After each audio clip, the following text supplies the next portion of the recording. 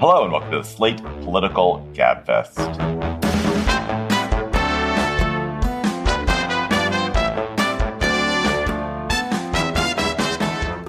April 27th, 2023, the Let's Finish the Job edition. I'm David Plotz of CityCast. I'm in Washington, D.C., joined by John Dickerson of CBS Prime Time. Hello, David. Hello, Emily. I'm so happy to be with you. Then Emily Bazelon of the New York Times Magazine, Yale University Law School. Hello, Emily. Hey, David. Hey, John. Great to be with you. This week on the Gabfest, Joe Biden begins his re-election campaign. Is he the favorite for 2024? Then what to make of Tucker Carlson's surprise defenestration from Fox News? And then the backlash against Bud Light's marketing campaign involving trans influencer Dylan Mulvaney, and other episodes of corporate America and political America coming into conflict. Plus, of course, we'll have cocktail chatter.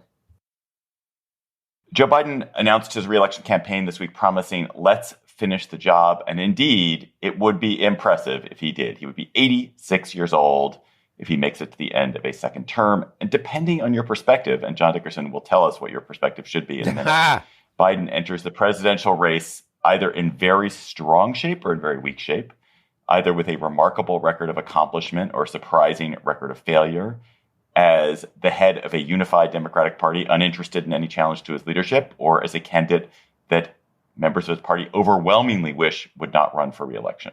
So, John, it seems like a contradictory presidential campaign, but how strong is he as his campaign begins? Well, right you are, David. It is. Time will tell. Yes, exactly. Only time will tell. But I mean, frankly, only time will tell. I mean, I don't mean to kiss off all of those, and it was nicely set up, all of those things that are real, which is to say that in the most recent CBS poll, only 55% of Democrats wanted Biden to run again. That's really low. That's much lower than was true for Barack Obama, for Donald Trump.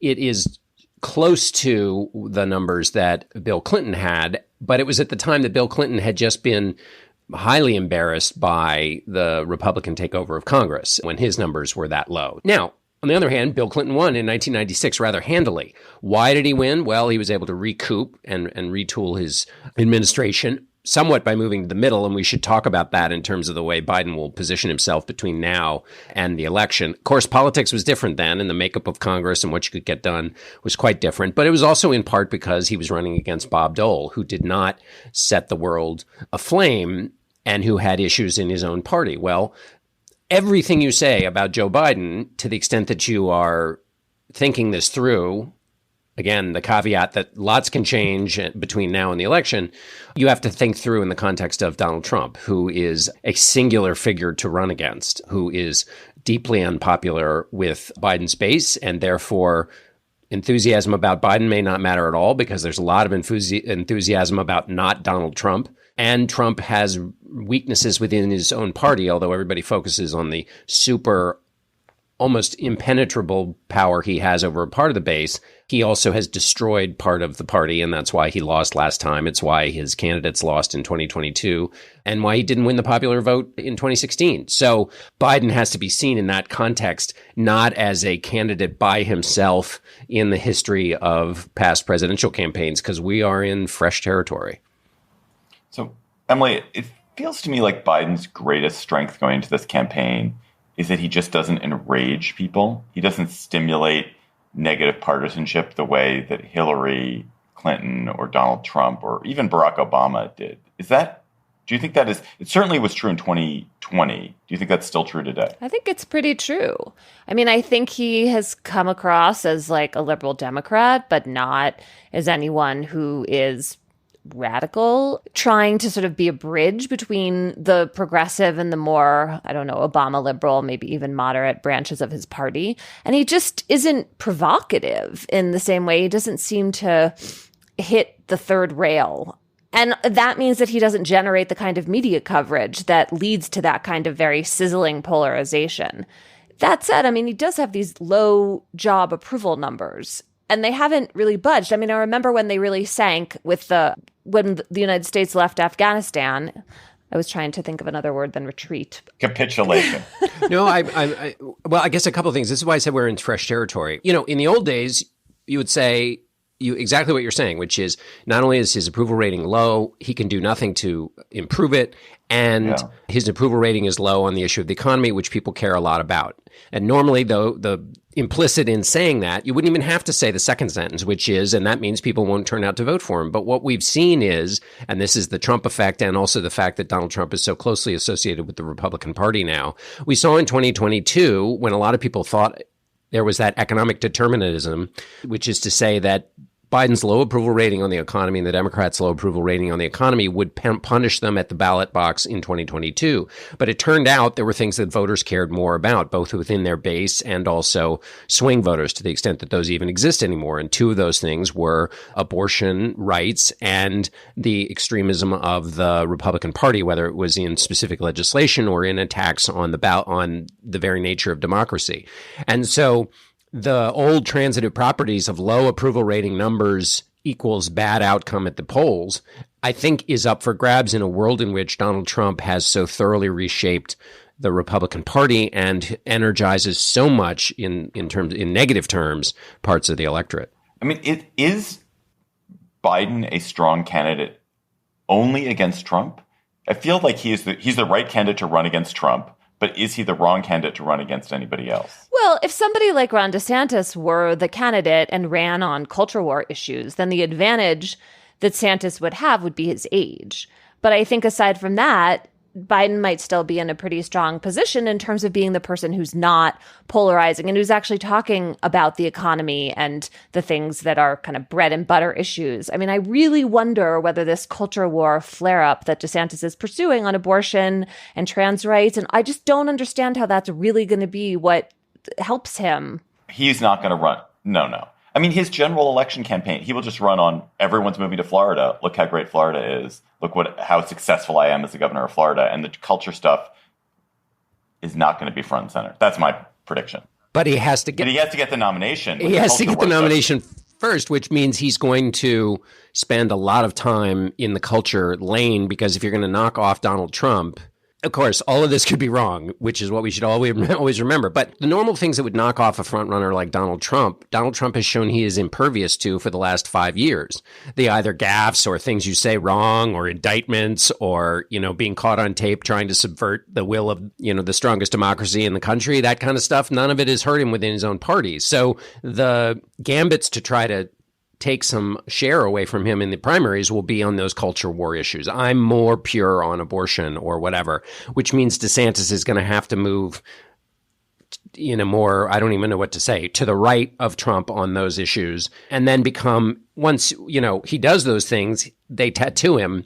And that is a legacy that he won't be able to shake so easily in the general election if he gets there. I mean, that's what I'm talking about. He has this 6-week abortion ban he's going to have to defend, all this book banning, the don't say gay. I mean, there's that trail. I don't think people are just going to forget about that.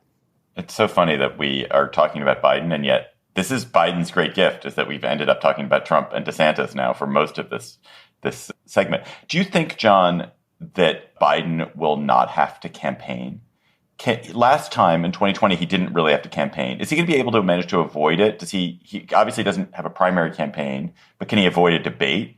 Can he avoid anything which puts him at risk of embarrassing himself? I think the Rose Garden strategy, which is what you're describing, is a well-known, time-honored, and pretty easy posture for a president to lapse into. And it's real easy. I mean, you go out, you do an event about manufacturing, and you're doing the people's business. You're working hard on the economy. Then you throw in some campaign lines, which he's already been doing, and that constitutes campaigning. So I think it's not that hard for him to campaign and be president at the same time. If he gets tired or doesn't want to accentuate his age, which every public appearance almost certainly does, even public appearances in which people say, boy, he doesn't look as old as he is, accentuates the age question. I don't think this is turf they want to be on at all. And so nevertheless, I think that's possible to do, to be able to run and be president at the same time, because you can also just say, I'm not out campaigning because I'm presidenting. I'm dealing with problems X, Y, and Z. And I think that's a plausible thing to do. Also, as we've talked about it, negative partisanship has been around for many of the presidential cycles. And so, Biden will benefit from the behavior of his opponent because of all the things we've already discussed. The question on age is interesting to me because, the question is, Joel Payne, Democratic strategist, said something that I feels true, but I wonder if it's true. Not because I don't trust Joel, but because everything seems provisional at this moment in politics. But, he said basically voters knew Biden was old when they voted for him the first time. And so in other words, that's been processed. It'll get talked about a lot.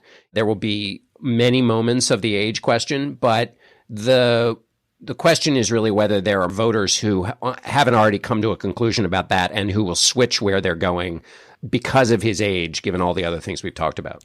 I mean, I think the other question about Biden's age is whether he does something either on the campaign trail or in any other context that makes him look like he's slipping and losing it, and then that will get magnified. And then there'll be a discussion about whether that's a Biden gaffe, the same kind of thing he would have done 10 or 20 years ago, or whether we're really seeing evidence of age affecting his performance.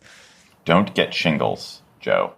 So, Emily, is Vice President Kamala Harris actually important in this race? This is a question that's asked at the beginning of every presidential cycle. People talk a lot about vice presidents and VP nominees. And then it turns out it just doesn't matter when people come to vote. But is this going to be the one where people might vote, might think about it, might care? I mean, I think because of Biden's age, it matters more than it might otherwise.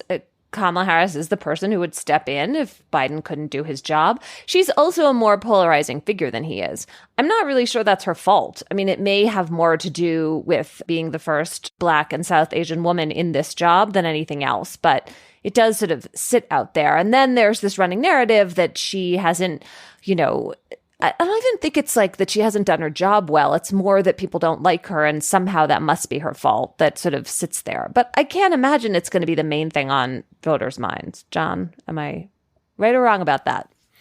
I think it's obviously more on the voters' minds because of Biden's age, and people will try to keep the conversation on Harris. And Harris is in a tough spot because as vice president, you always have to be super careful not to outshine the president. And that just adds a level of kind of hunched over caution. And Harris is already a pretty cautious politician.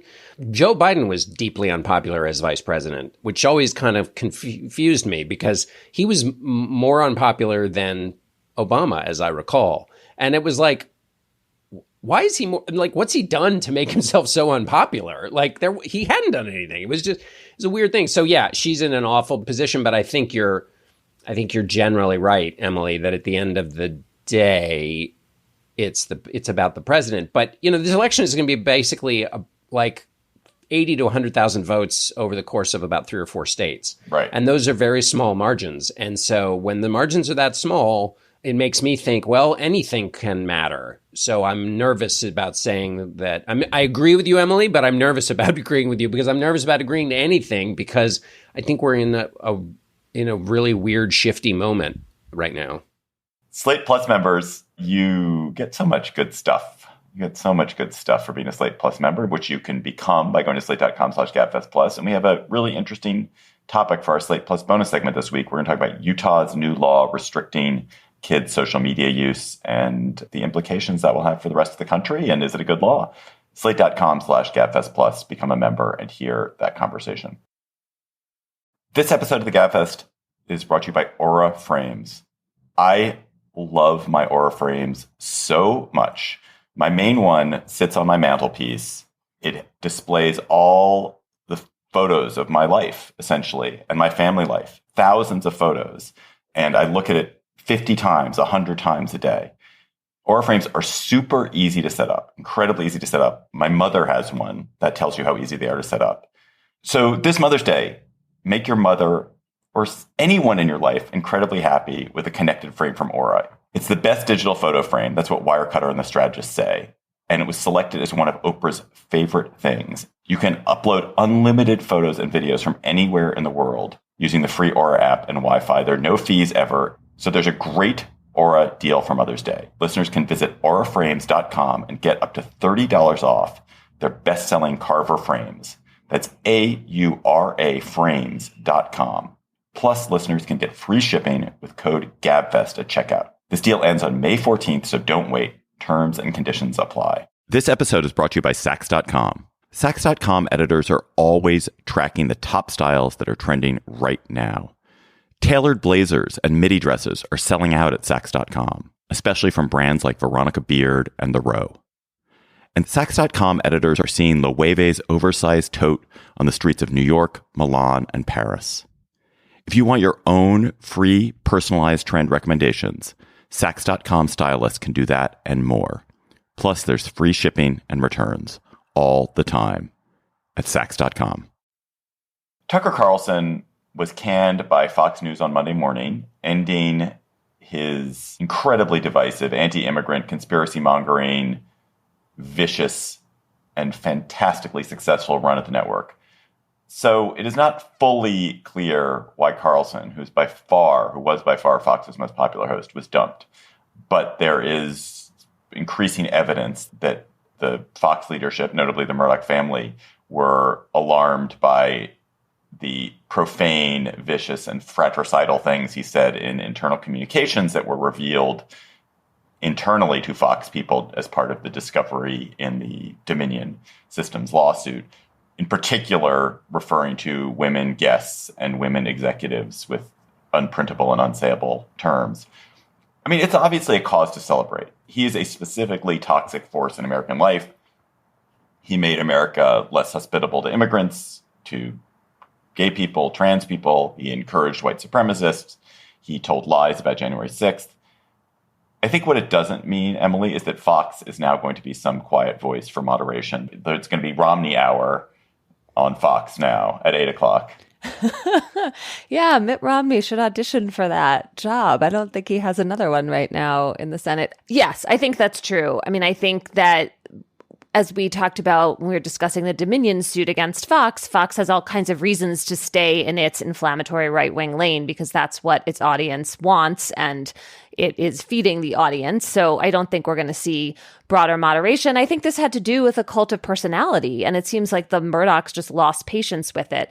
I mean, it is telling that for all the things Carlson did on the air, it seems pretty clear he's being fired for what he said off the air. And he seems to be a seriously committed, pretty disgusting sexist. So sure, I mean, those things are bad, and I'm glad they seem to actually care about them at Fox after the firing of, Bill O'Reilly and Roger Ailes. It does seem like they take that with some modicum of seriousness. But the things he said on air were the things that were so bad for the country in the way you're saying, and it doesn't seem like those gave them pause. I mean, we have a long track record of him saying all those things, and they were silent or stood by him.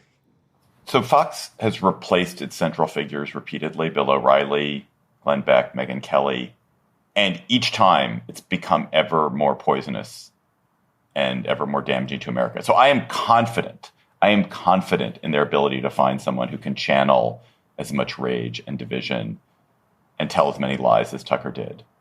So Jesse Waters, one of the people who they brood about as a possible successor figure, isn't as smart as Tucker Carlson, but he's a lot more ferret-like than Tucker Carlson is. But he is certainly capable of feeding as much of the conservative id. So do you think there's any chance, John, that actually Tucker Carlson's departure does pull back what Fox does substantively?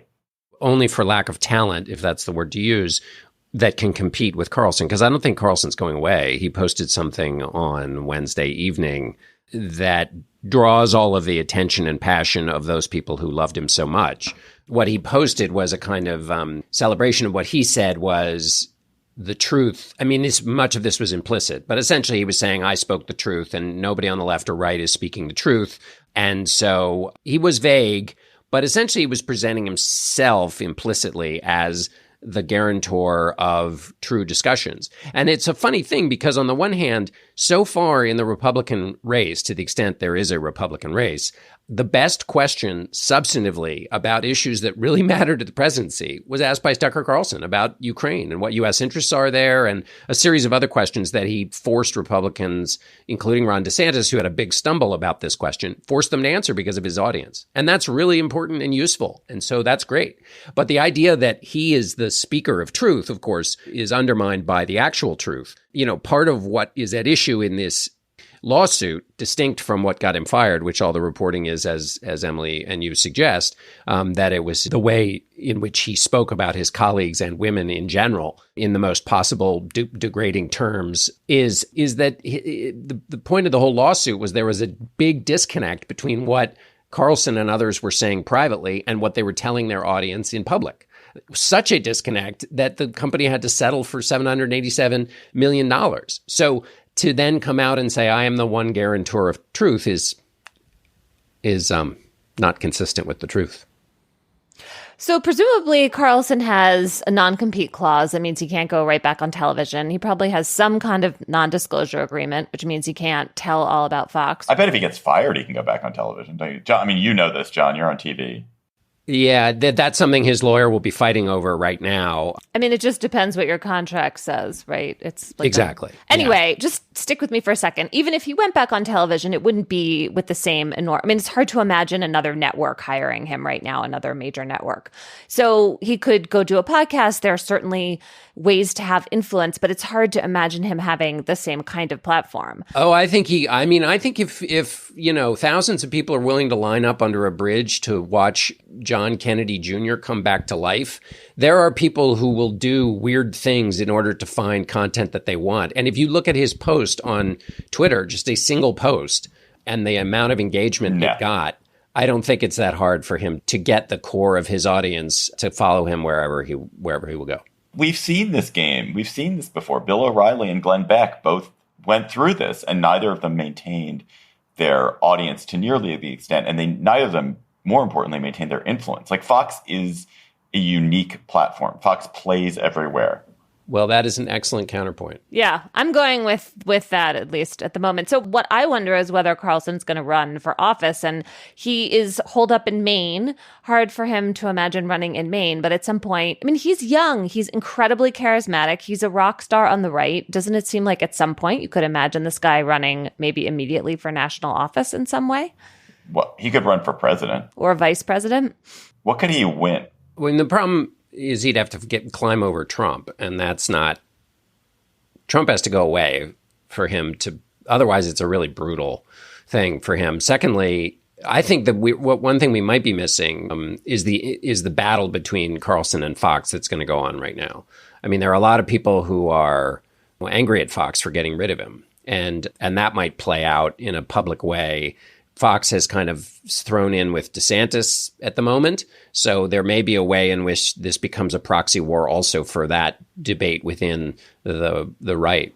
I mean, it will take a lot to convince me that Fox is not going to remain the kind of foundational platform for the right. Fox is the lingua franca of the right. Brian Stelter made this important point, which is like, you focus on these 3 million viewers that Carlson had, but that's not what matters. There's 60 million Americans who are kind of in the Fox ecosystem. Yes. And probably 30% of American old people are in that ecosystem. And that habit does not change quickly or easily, especially when they're as good as they are at creating a kind of narrative about. I think that Carlson could be pretty good vice president fodder for one of these Republican candidates. You think that's crazy? Well, I mean, the problem is here's the actual political problem. If he ever decided to run, is you can't go ask women for the vote when you have a track record your entire career and in legal proceedings of saying and treating and being as disgusting about women as he has apparently been. I mean, except see Donald Trump when he ran for office. I guess he lost. So. Well, but Trump lost. He keeps losing, and he's like destroying the party because people have to keep like saluting him, even though he says and does these things. And even Trump hasn't said the kinds of things that Carlson, because it's not just the words that Carlson used. It's that in an instance in which a woman is asserting some opinion or behaving in some way that he does not like, he chooses at that moment to make the basest claim about their ability to do anything based entirely on the fact that they are a woman. Can't get much worse than that. I mean, I would like to agree with you that that's disqualifying. So Tucker was axed the same day that Don Lemon, CNN star, also was bounced from his network. He had, of course, said derisively that Nikki Haley at age 51 was beyond her prime, which Emily Bazelon, who I believe is 51 years old. I don't know. I might be beyond my prime, but it's a terrible thing to say. And I don't mean to be. At 53, I am undoubtedly beyond my prime. But I do understand the anger. Everyone's kidding, but I think prime is a fascinating concept, by the way. Because there's a lot of people who are in their prime who are a lot older. Yeah, for sure. Like, you could literally turn this on its head, is that, in fact, you are in your prime when you have the wisdom of experience. I mean, in a lot of other ways, you can have life beating you down into a mere grease spot upon the highway. But there are many people for whom age, they only get better. I would like to be one of those people, but I've apparently read about them in books. I mean, I think Lemon's problem, too, is in that moment he doubled down on the ridiculous thing he was saying and then, didn't successfully back up from it and is on the air with two female co-hosts who he sometimes seems like he's talking over, etc. But, I mean, he is obviously not in the same category as Tucker Carlson, right? I mean, I think these are relatively minor sins in the sexism lane. Not great, but not the same level. It feels like Lemon's caching was part of the effort to tone down and depoliticize CNN, because I forgot who I was listening to talk about this. It's really unclear what CNN is outside of a news crisis. CNN, I had this realization yesterday. I'm sure this is not my realization. CNN depends on news to thrive, whereas Fox depends on the absence of news to thrive. Fox thrives when it chooses a story to tell, which is entertainment. It chooses narrative to tell about America.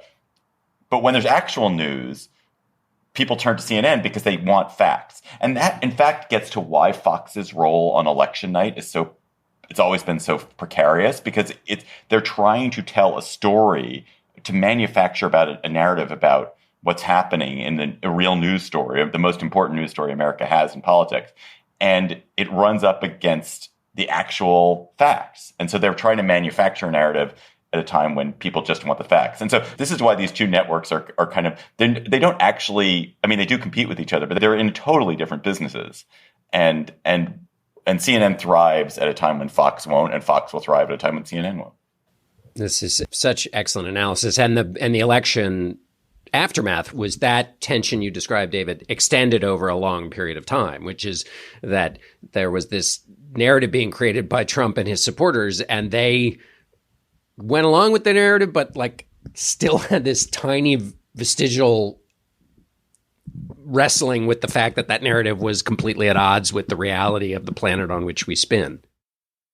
This episode of the Gabfest is brought to you by Mind Bloom. There's no quick fix for anxiety and depression. It's not just finding a new therapist or starting an exercise routine. It's not just meditation or a better diet. Sometimes you need something to unlock your brain, a new way of thinking about and seeing the world. And maybe that thing is guided ketamine therapy from Mind Bloom. Mind Bloom is the leader in at-home ketamine therapy, having safely helped thousands of people overcome their anxiety and depression. Unlike traditional talk therapy, ketamine works quickly and doesn't have the unpleasant side effects of traditional antidepressants. In a study of over 1,200 Mind Bloom clients, 89% reported improvements in their anxiety and depression after only 2 sessions.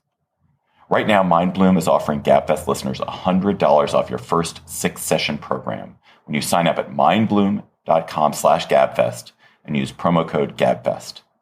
Take the first step and break free from your anxiety and depression with Mind Bloom. mindbloom.com/Gabfest and use promo code Gabfest. This episode of the Gabfest is brought to you by Crooked Media's podcast Hysteria. Are you tired of reading the same old boring news headlines? If you are, then tune into Crooked Media's podcast Hysteria for all the unapologetically real and opinionated conversations about the news stories that you need to hear. Aaron Ryan, who's a political commentator and comedy writer, and Alyssa Mastromonaco, who is former Deputy Chief of Staff in the Obama White House, are leading the charge each week alongside a hilarious and relatable squad of bicoastal women and amazing guests, such as Jessica Valenti, Jodi Picoult, and Senator Mazie Hirono. With fresh takes on the political and cultural landscape, you can say goodbye to the male gaze and hello to smart, real, and refreshing content. And don't worry about the tough news. Hysteria brings the laughs and just the right amount of petty to help you power through the rest of the week. Tune in for new episodes every Thursday, wherever you get your podcasts. This episode is brought to you by Saks.com. Saks.com editors are always tracking the top styles that are trending right now. Tailored blazers and midi dresses are selling out at Saks.com, especially from brands like Veronica Beard and The Row. And Saks.com editors are seeing Loewe's oversized tote on the streets of New York, Milan, and Paris. If you want your own free personalized trend recommendations, Saks.com stylists can do that and more. Plus, there's free shipping and returns all the time at Saks.com.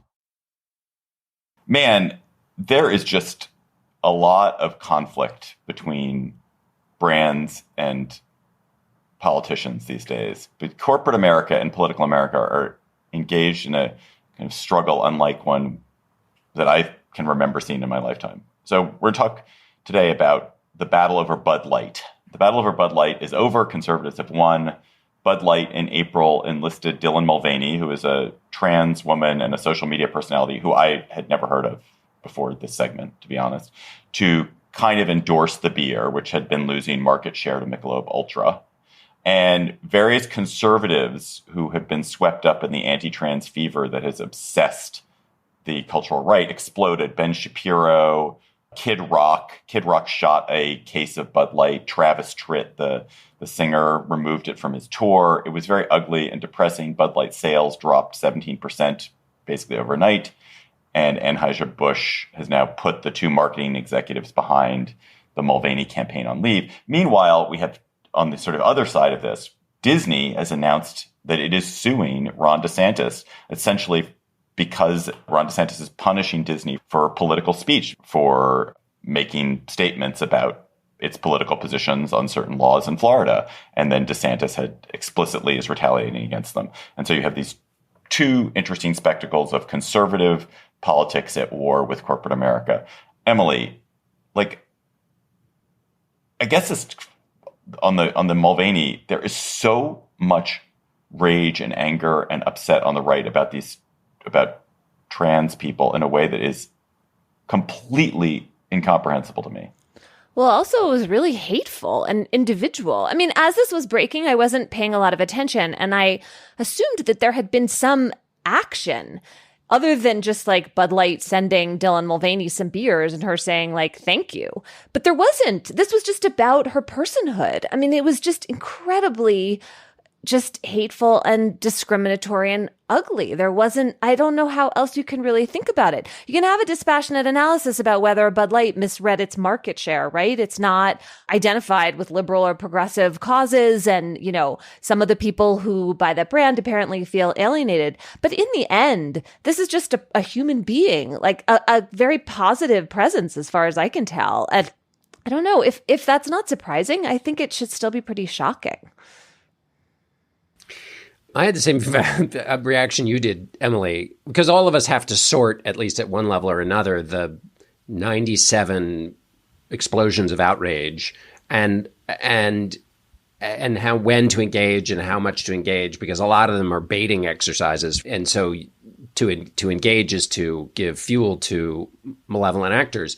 And so when I first heard about this, I thought, oh, they must have launched a set of national ads during the NBA playoffs and all. But I think that it goes beyond. I mean, it is obviously at its very core about personhood. And so I don't want to distract from that. But I think the response on the right, is it really that unfathomable, David? Because this is a thing that on the right, the whole trans concept is deeply disturbing, and the response is, don't put this in my face with your beer or your whatever other companies that are, forcing this on me. I think that's a familiar response. Yeah, no, I get, you're right. It is familiar. It's just, it's depressing.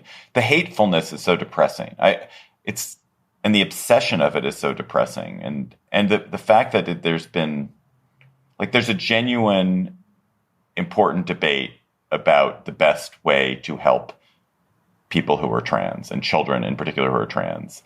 And there's a real issue, and Emily, you've written about this, and it's been, that has been lost in what has become this kind of incredibly vicious, hateful, cruel campaign against human beings. I think the secondary point is that a lot of people on the right say that essentially those who are trans are being affected by a kind of psychological contagion that is whipped up in the air. And so they would see this as a part of that too. Right, but then there's so much shaming that goes on, right? I mean, the message from this is just that it's not okay to be the person who you are, said to like a fully formed adult who has been, thinking about this and performing about it in a super positive way. I mean, that's the problem here. Of course, but they don't see it that way. They see it as like a performance, and don't influence my community with your performance because it's contagious. Like, they don't see the essential personhood and the individual at the center of this. That's what we've all been saying, but that's why it's easier for them to say that this is something else. Right. That word, like grooming, a word no one had ever heard of 12 years ago or 12 months ago, practically. Yeah. And save the children has become a real theme too. But I mean, I think that's a problem with, both this backlash of the campaign and also these bans on medical treatment for kids when, individualized decision-making should be important. There should be a way to have some nuanced conversation about kids, but it's just being completely lost because the right-wing backlash has this cruel streak to it. We should talk about Zooey Zephyr. Yeah, I was thinking about that too. I interviewed Zooey Zephyr, a representative in Montana, who she's now been censured and forbidden to speak for the rest of this term. Zooey Zephyr, who is a trans woman, stood up and argued against a bill that would outlaw gender-affirming care for any minor in Montana. And in the course of making her case, she said that the lawmakers who voted for the bill would have blood on their hands. And the argument, which is obvious, but may not be to the people who are listening, is that if you shut out trans kids from any gender-affirming care, and by the way, this was with parental consent, that you essentially create the conditions for suffering, which can lead to suicides. Anyway, that language was what was offensive. There was several days or several weeks, actually, where she was not called on or allowed to speak through the rules and procedures of the legislature. And then now it was made official. So what it connects to the Bud Light, obviously, is we've talked at various times about cancel culture. I mean, there is definitely a canceling that is going on in these two instances. And obviously there are parallels to what happened in Tennessee. Right. I mean, the actual silencing of her on the floor for months is a lot like the Tennessee legislators being expelled, right? You have this supermajority of Republicans. They're deeply conservative, and they're just literally not letting her talk on the floor of their chamber.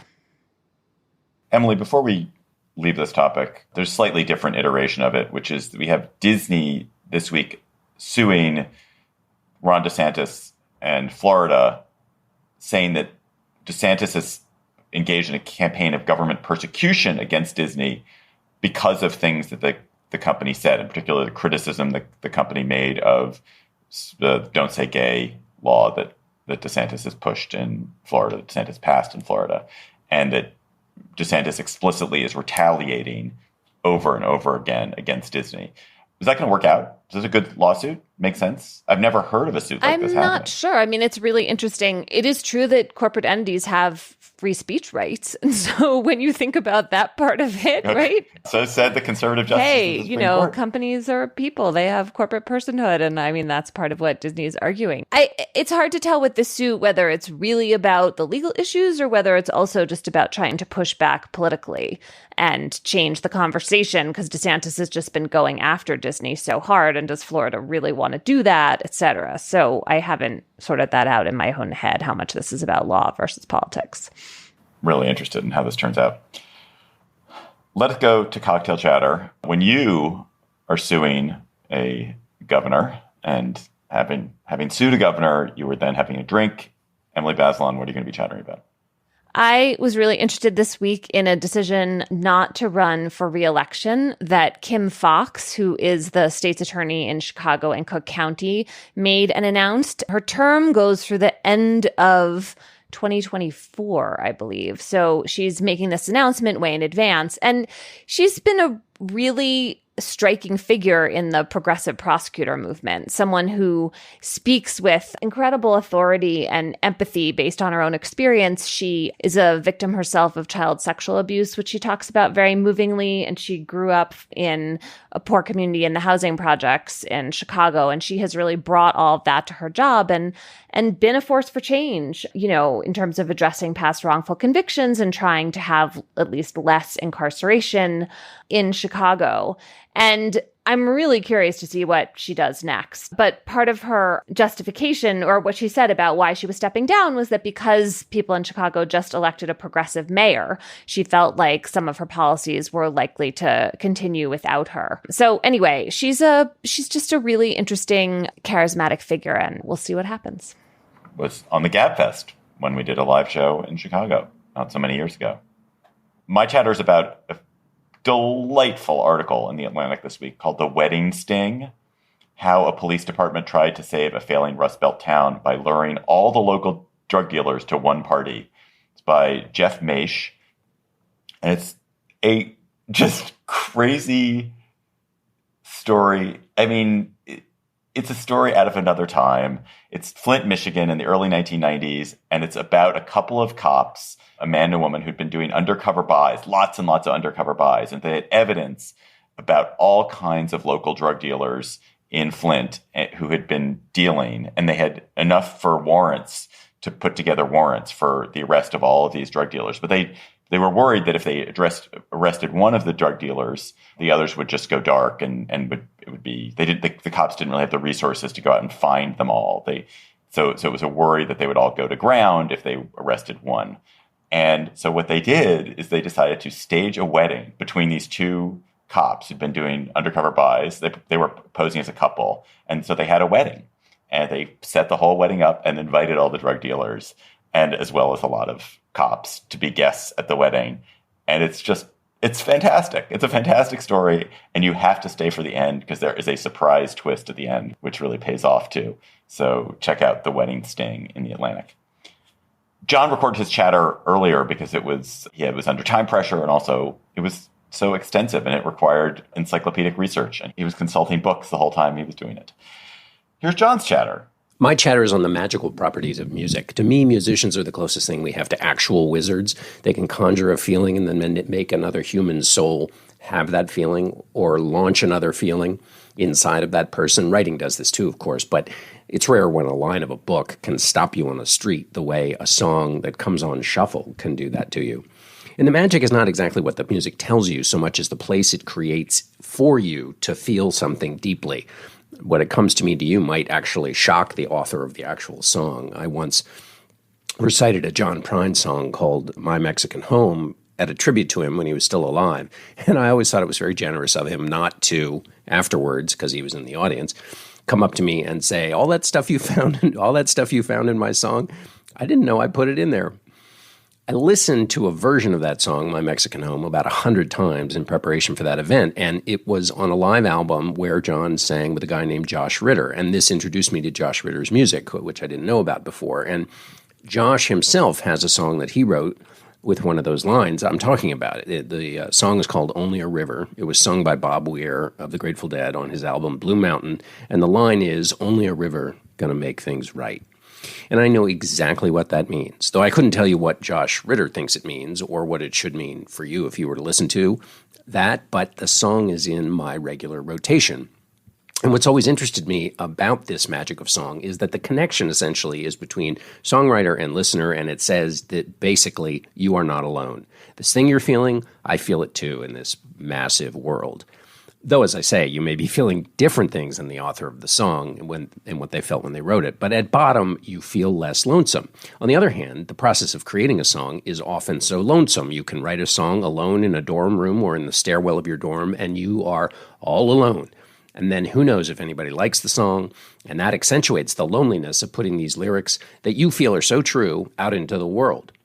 But sometimes a song goes out into the world and it travels, has its own life, and makes all those connections with listeners and works its magic. And 25 years later, on the other side of the world, from the dorm in which you wrote that song all by yourself, the people of Nagoya, Japan, can have that song sung to them by Bob Dylan, which is exactly what happened to Josh Ritter's song, Only a River.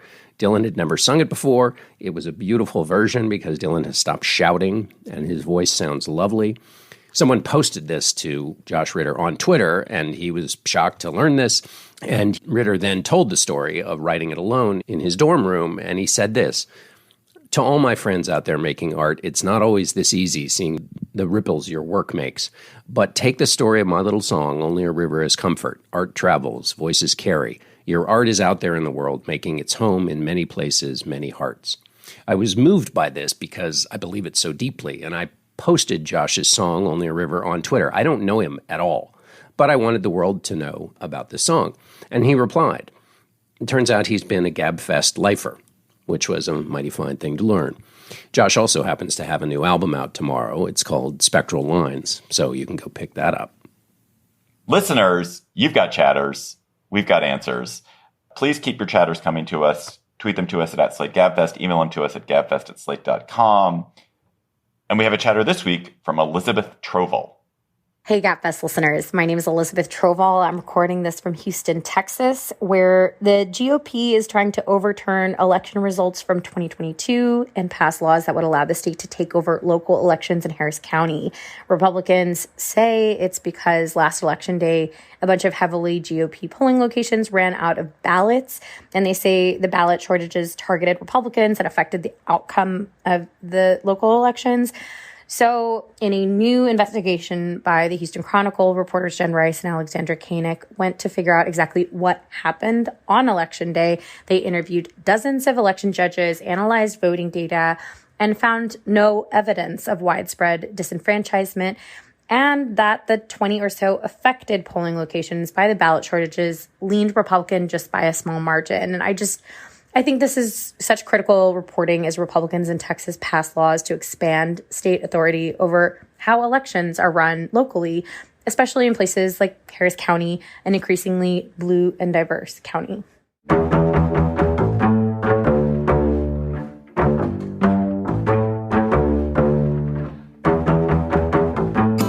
That's our show for today. The Gabfest is produced by Jared Downing this week, stepping in for Shayna. Thanks, Jared. Our theme music is by They Might Be Giants. Ben Richmond, Senior Director for Podcast Operations, and Alicia Montgomery is the VP of Audio for Slate. Please follow us on Twitter at @SlateGabfest. Follow us there. For Emily Bazelon and John Dickerson, I'm David Plotz. Thanks for listening. We will talk to you next week, except I won't because I will be on vacation. Somebody else will talk to you. Hello, Slate Plus. How are you? There are new laws in Utah. Starting in 2024, March of 2024, kids are going to be restricted in their social media use in Utah. So the provisions of SB 152, which I think has now been signed into law by Utah Governor Spencer Cox, is that all users have to be age verified before they can open or maintain a social media account. Parents have to give permission to minors before the minor can open a social media account. Minors cannot use social media from 10:30 p.m. to 6:30 a.m. unless a parent changes their settings. And the platforms have to ensure that children cannot bypass those restrictions. Parents have the ability to access a minor's account, including all posts and private messages. And social media platforms are limited in what information they can collect from minors. So I love this law. I'm really interested in this law. I'm excited about it. I think it's a great step. But let's discuss whether I'm right in being excited about this. Before you go on about your love for this law, let's just note that there are some real concerns about all the data that the law is mandating be collected about kids. Like, presumably there's going to be a giant database with a lot of identifying information that could be hacked, et cetera. So I'm not sure that's necessary for a law like this, but from a kind of civil liberties privacy perspective, that part I think is a problem. Oh, yeah. And all the companies that exist now, which are not protecting children's rights, are doing such a good job protecting all the incredible. I find that invocation of like, oh, now data is going to be endangered. The data of children is going to be endangered. Now it is. And so we have to prevent this law. Whereas there's 150 other examples of companies which have been careless, negligent with data about all of us, including children. So don't give me that argument. Okay, fine. Oh, she's just representing a point of view. She's not actually Two wrongs don't make that. a right also. But what do you like about the law? Make the case for the law, because there is... That was just a snippet from our Slate Plus conversation. If you want to hear the whole conversation, go to slate.com/Gabfest Plus to become a member today.